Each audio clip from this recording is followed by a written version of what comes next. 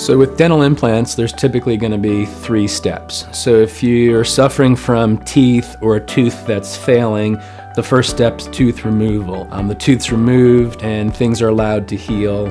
Sometimes we can consider immediate implant placement. Some people are candidates for having the implant placed that exact same day, whereas other times we'll allow things to heal. So first step, tooth needs to come out if it's got a poor prognosis. Second step is implant placement.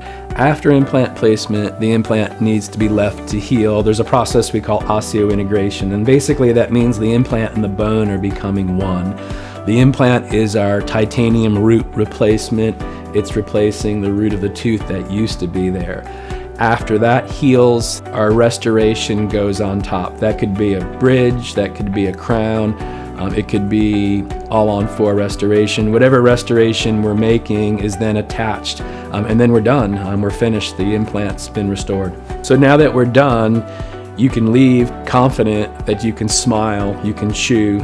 Aesthetically, things are going to look great. It's a fantastic long-term solution.